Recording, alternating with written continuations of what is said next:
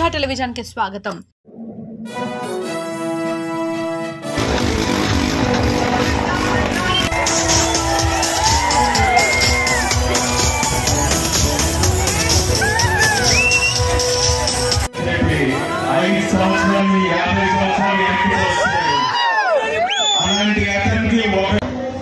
ముఖ్యమంత్రి land titling act అని ఒక యాక్ట్ తీసుకొచ్చాడు।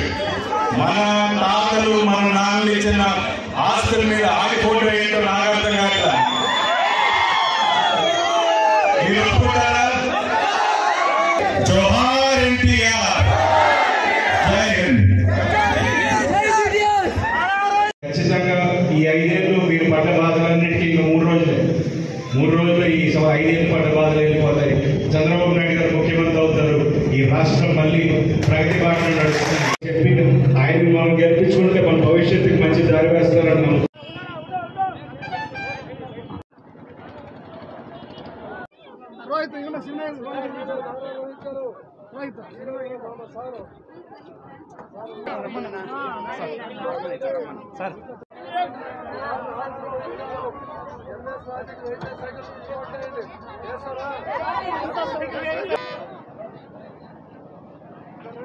మడకశిర నియోజకవర్గంలో ప్రచారం చేయడానికి వచ్చాను। ఎంఎస్ రాజు గారు క్యాండిడేట్, ఆయన ఈ 5 ఇయర్స్ చాలా ఫైట్ చేశారు ఈ గవర్నమెంట్కి అగెయిన్స్ట్గా।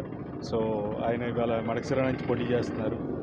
ఆయన ఎప్పుడు ప్రజల కోసమే పోరాడుతుంటారు। సో ఖచ్చితంగా ఈ మడకశిర ప్రజలు ఎంఎస్ రాజుని గెలిపించుకుంటే ఖచ్చితంగా రేపు ఈ నియోజకవర్గం అభివృద్ధికి తను చాలా తోడ్పడతారు। అండ్ ముఖ్యంగా ఈ రాష్ట్రంలో అభివృద్ధి అనేది కనపడకుండా పోయింది।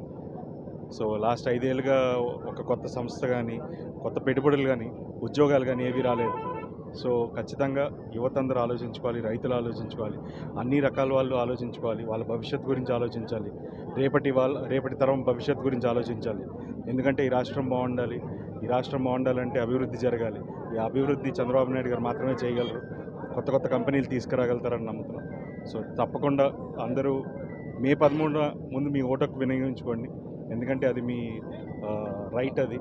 ఎందుకంటే మీరు సరైన నాయకుడిని ఎన్నుకోవాల్సిన అవసరం ఉంది। సో మే 13 తప్పకుండా అందరూ మీ ఓటుకు వినియోగించుకోండి అండ్ తెలుగుదేశం పార్టీని గెలిపిస్తారని ఆశిస్తున్నాను। Thank you. ప్రతినిధి 2 సినిమా కూడా రిలీజ్ అవుతుందండి। సో ఆ సినిమాలో సిస్టమ్ మీద క్వశ్చన్ చేసే అంశాలు చాలా ఉంటాయి। అండ్ ముఖ్యంగా దాంట్లో మేము చెప్పిన ఒక అంశం ఏంటంటే ఓటు, అది మనకి ఎంత విలువైంది అనేది అంశం గురించి మేము మాట్లాడడం జరిగింది సినిమాలో। సో అన్ని కమర్షియల్ హంగులతో ఒక సిస్టమ్ని ప్రశ్నిస్తూ నడిచే ఒక సినిమా। సో మీరు అందరు తప్పకుండా ఎంజాయ్ చేస్తారని మనస్ఫూర్తిగా కోరుకుంటున్నాను।